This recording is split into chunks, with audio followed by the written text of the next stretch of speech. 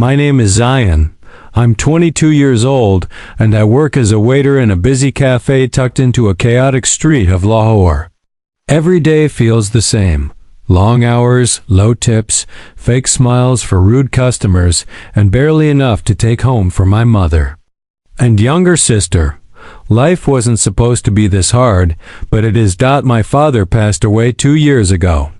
Since then, I've been the only breadwinner. I had to quit college. My dreams of becoming a mechanical engineer? Gone.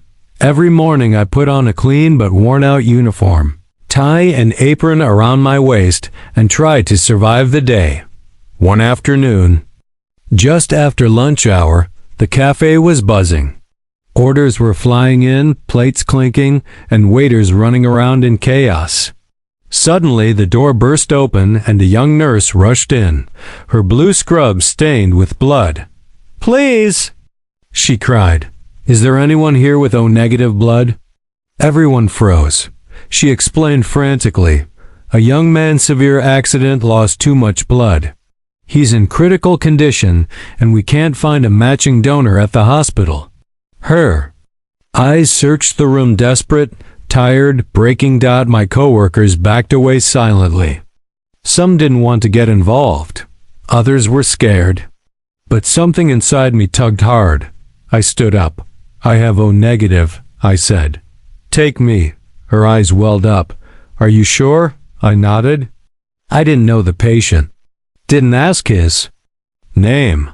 All I knew was someone was dying and I could help. Within minutes, I was in an ambulance, speeding toward the hospital. The nurse Alina sat beside me, holding my hand gently as if I were the one in danger. Her kindness felt oddly comforting. At the hospital, I was taken to the blood bank. Papers were signed. Vitals were checked. Within minutes, the donation began. While the blood flowed out of my arm, Alina whispered, "You have no idea how rare your blood type is. You're saving a life tonight." I smiled faintly and asked, "Who is he?" She looked away. "All we know is he's not just anyone." What did she mean? Before I could ask again, the bag was full and the donation was done. "You were the only match," she said. We didn't have time to look anywhere else. As they wheeled the blood away, I watched through the IQ glass walls a lifeless man connected to machines, his face swollen, motionless. I never saw him clearly. I went home that night exhausted, weak, but strangely at peace. I thought that was the end of it. I didn't know that man would change my life forever. Days passed. Life at the cafe went back to its usual rhythm. Trays, orders, tips, and endless cups of tea. But my heart wasn't the same. Something inside me kept pulling my thoughts back to the hospital, to the man I never met but gave something priceless to my blood. Every evening, after my shift, I found myself walking toward that hospital again. At first, I convinced myself it was just to check in with Alina, the nurse who had helped me during the donation. She was kind, warm, and always smiled when she saw me. But deep down, I knew it was more than that. It was curiosity. And something else I couldn't explain. One evening, as I arrived, Alina walked out of the ICU unit looking tired. "You came again," she smiled. "You really don't have to." "I know," I replied, "but how is he?" She paused, then gestured toward the glass window behind her. "Still in a coma, but stable. He's a fighter." I looked through the glass. For the first time, this time closely. The man on the bed looked young, late 20s maybe. Tall, strong jaw. A cut across his cheek. His body still, but there was a sense of presence around him. Like he wasn't completely gone. "He doesn't look like someone ready to die," I whispered. Alina folded her arms. "He isn't." I finally asked the question that had been burning inside me since the day I donated blood. "Who is he?" Alina looked around, then leaned in. "You really don't know, do you?" I shook my head. She lowered her voice. "That man is Ari Sarmad." The name struck me like lightning. Wait, the Aries Sarmad? The tech guy? The billionaire? She nodded. I stumbled back a little. You're kidding. No. He was traveling from his private estate when a speeding truck crashed into his car. Head trauma. Internal bleeding. He would have died that night if not for you. I stood frozen. I had read about Aries before. The genius who left his father's real estate empire to build his own tech startup at 21. The one who never appeared in public, never gave interviews, never posed for magazines. The mystery billionaire who quietly funded hospitals, orphanages, and innovation hubs, and I had just given him blood. Suddenly, I felt small. Just a poor waiter who stumbled into a billionaire's story by accident. Over the next few days, I kept visiting. Not because I expected anything in return, but because something in me felt connected to him. I'd sit outside the ICU glass wall, watching the monitors beep, watching him breathe, and sometimes even talk to him.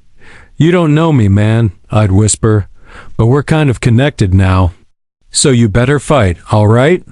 Alina often caught me talking to the glass and teased, you two are becoming friends and he doesn't even know it.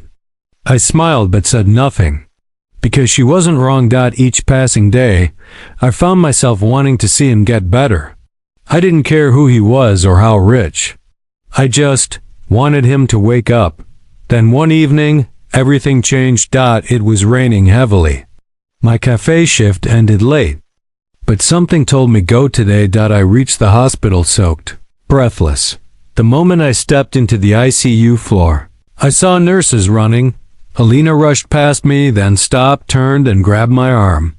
Her eyes wide with disbelief. He opened his eyes. I blinked. Who? She stared at me like I was stupid. Aries, he's awake. I stood frozen.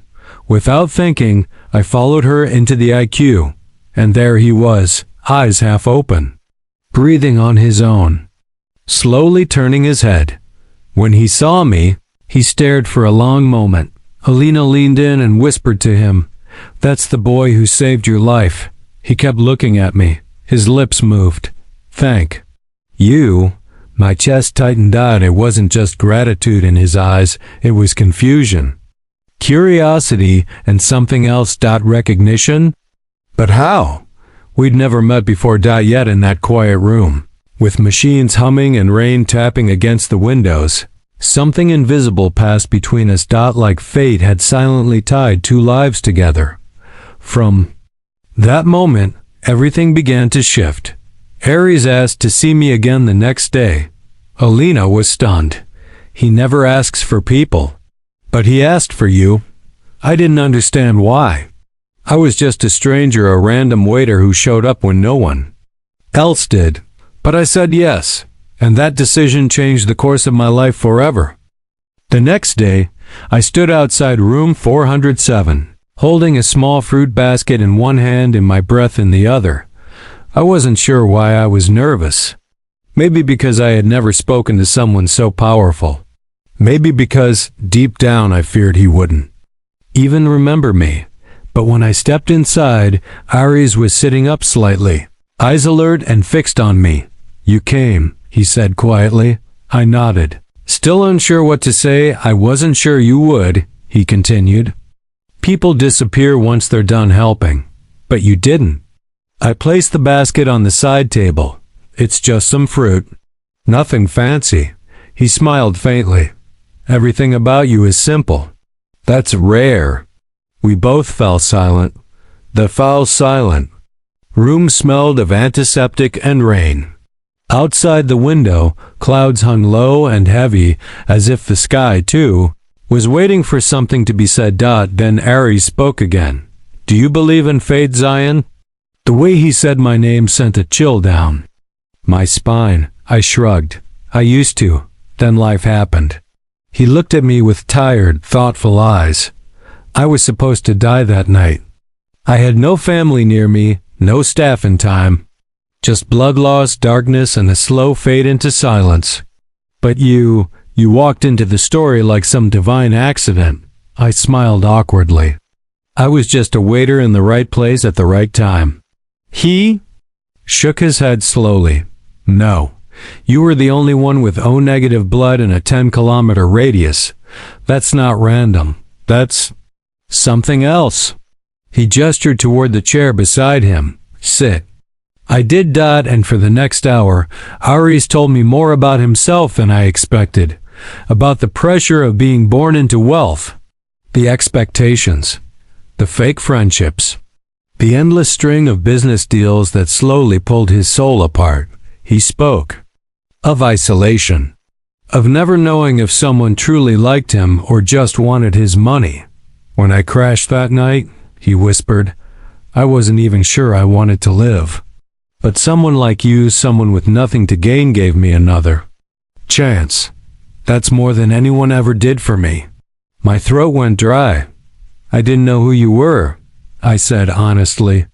Still doesn't matter to me, he nodded slowly. And that's exactly why I want you around. Days passed. I kept visiting him.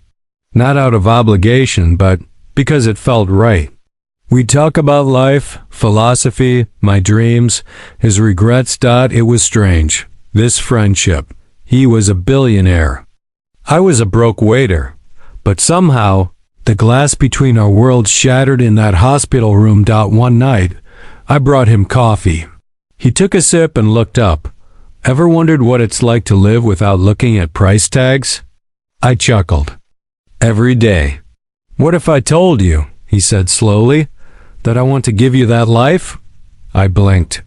What do you mean? He put the cup down and looked at me seriously. You saved my life. But I'm not talking about just physically. You reminded me what it feels like to be seen without my net worth. I stared at him, confused. He leaned in slightly. I want to offer you something crazy. My heart skipped a beat. I want you to come work with me, he said. I laughed nervously. What?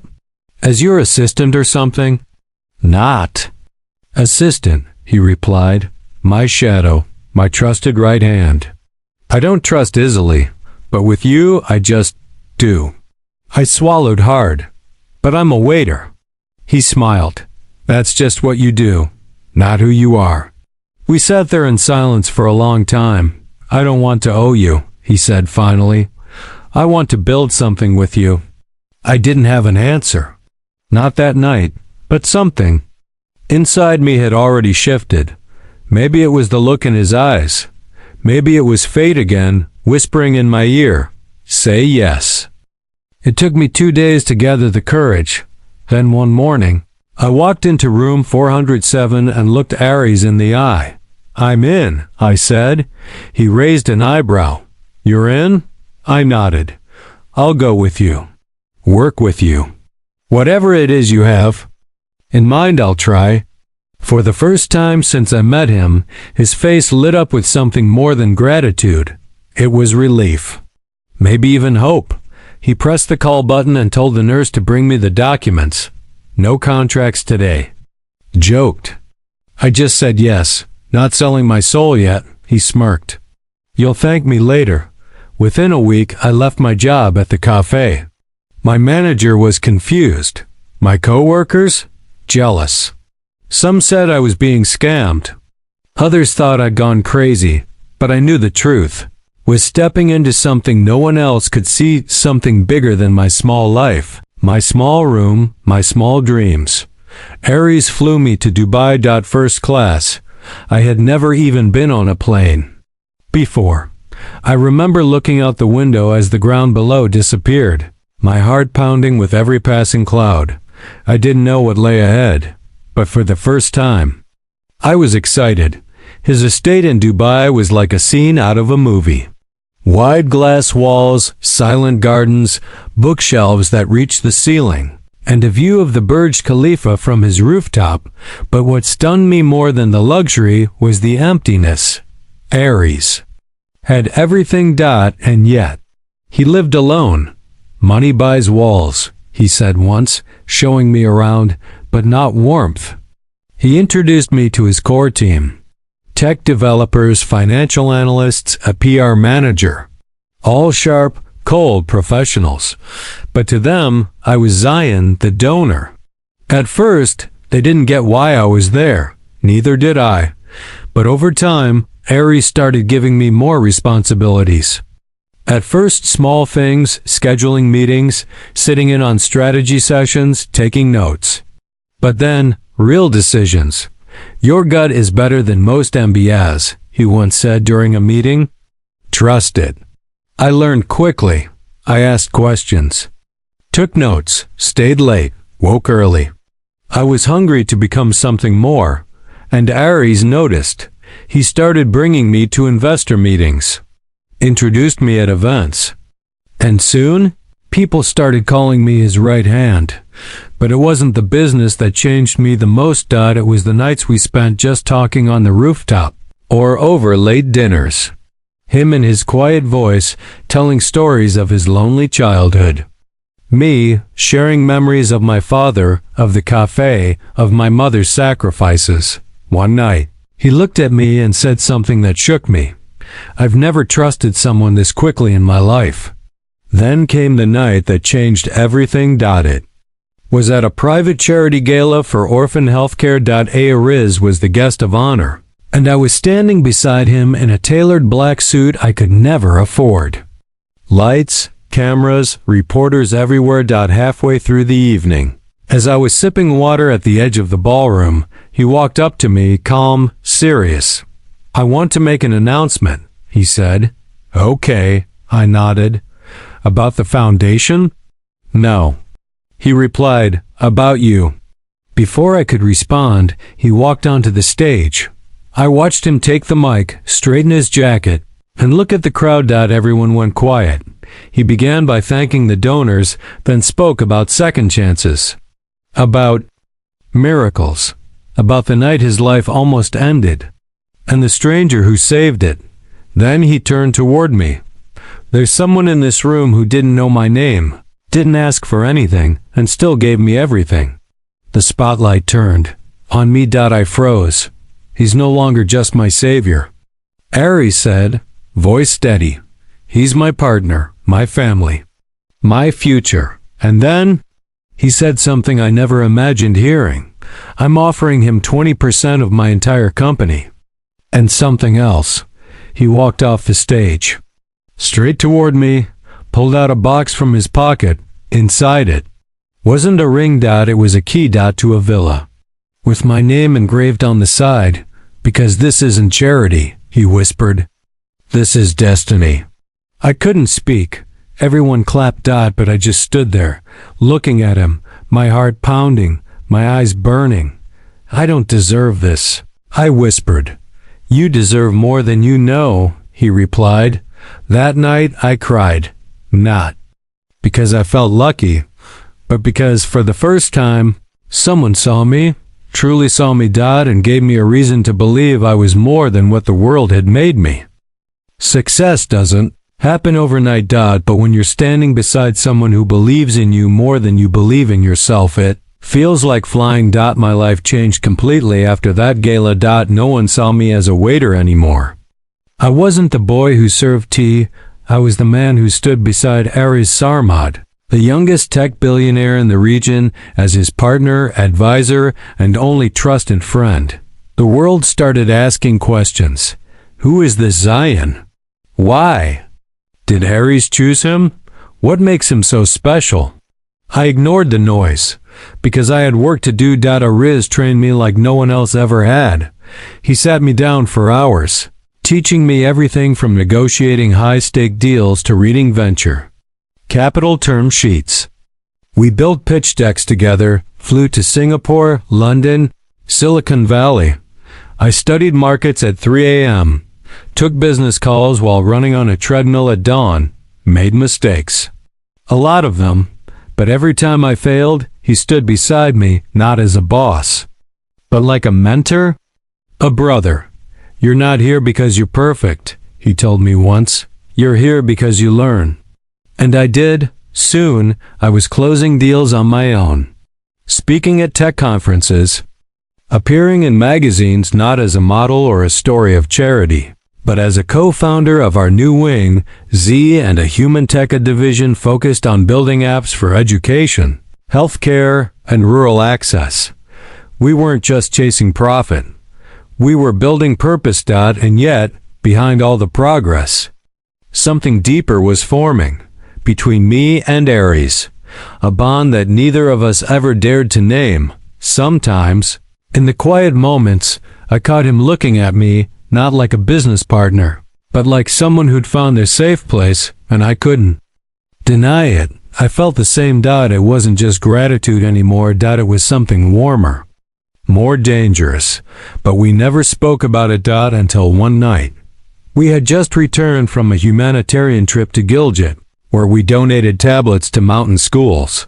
We sat on his rooftop, city lights shimmering below, soft jazz playing from a Bluetooth speaker. I used to be afraid of silence, Aries said quietly. But with you, it feels safe. I turned to him. Me too. He looked at me, really looked, and for the first time, there was no hesitation in his voice. Do you ever think we were meant to meet that way? I smiled. Every single day. He leaned back, closed his eyes. There's so much I want to say, Zion, but I don't want to scare you. You won't. He opened his eyes slowly. Then let me say this. But before he could, his phone rang. It was his legal advisor. Aries picked it up, frowned. His expression changed. I watched as he stood, turned away, listened for a few minutes, then cut the call. What is it? I asked. He sighed, then looked back at me. My uncle's trying to take over the board. He wants to remove me. I sat up. Why? Because I gave you 20%. Turns out, not everyone was thrilled about Aries's growing affection and trust toward a nobody from nowhere. His extended family, those who never showed up in the hospital, who didn't donate a single drop of blood, were now threatening legal action, calling me a gold digger, calling him unstable. The boardroom turned into a battlefield. You can remove my shares, I told Aries. Never, he said firmly. You earned every ounce. But the pressure was mounting. Headlines were brutal. Billionaire's love for a waiter risks tech empire. From cafe to CEO. A Cinderella story or a scandal? I told him I'd step back. He refused, and that night, everything changed again. He called a press conference. The room was packed. Cameras, flashes, microphones. Everyone waited for a juicy quote. Aries stood at the podium, hands calm, voice firm. I've heard the noise, he began. And I'll say this once: Zion saved my life. Not just my body, but my soul. And if you think I'll let go of the only person I trust, think again. Reporters gasped. Then he looked straight at the cameras and said, I've built enough wealth to last me 10 lifetimes. But if I had to lose it all to keep him beside me, I would. Silence, and then applause. Real, loud, standing. That night, everything shifted, not just in the media, but in my heart. A month later, we returned to Lahore. Not for business, not for press, just for peace. Aries had never visited my neighborhood before. I remember watching his black SUV roll down the broken, dusty lane where I grew up, where every kid still played cricket barefoot, and every wall had chipped paint. This is your kingdom? He smiled. I laughed. This is where I learned to fight for a life. He met my mother for the first time. She had tears in her eyes the moment she saw him. You're the one my son gave blood for? She whispered. Aries bent down, respectfully, touched her hands and said softly, I'm the one who owes him a life, and more. She served us tea on mismatched plates, and Aries drank it like it was the finest cup in Dubai. I saw him that day not as a billionaire, not as my business partner, but just as a man, honest, wounded, loyal. In mine. The next morning, he took me to the hospital where we first met. Same ICU. Same nurse. Alina still working the same shift. She froze when she saw us together. You're Zion? She asked. I didn't recognize you.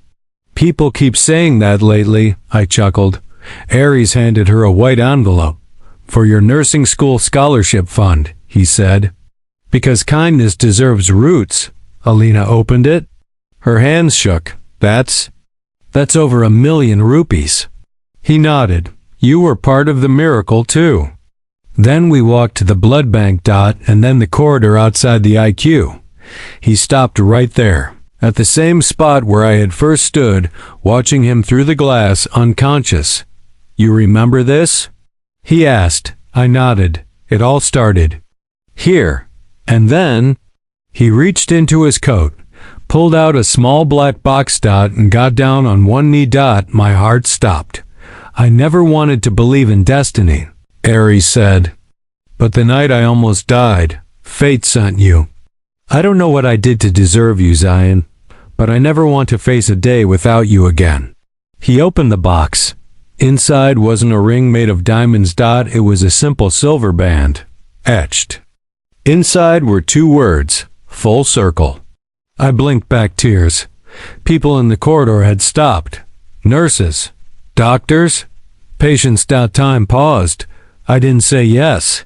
I didn't have to. I just stepped forward and wrapped my arms around him. And in front of the place where death had almost taken him. We chose life. Together. Epilogue. 1 year later, Zion and Aries launched a global foundation called PulsePoint, connecting blood donors across 40-plus countries via an app built by Z and a human tech. They now live between Lahore and Dubai, running companies, building schools, and quietly funding hospitals just like the one that brought them together. When asked in an interview what made him trust a waiter with his entire life, Aries smiled and said, because he didn't care who I was, he just saved me anyway.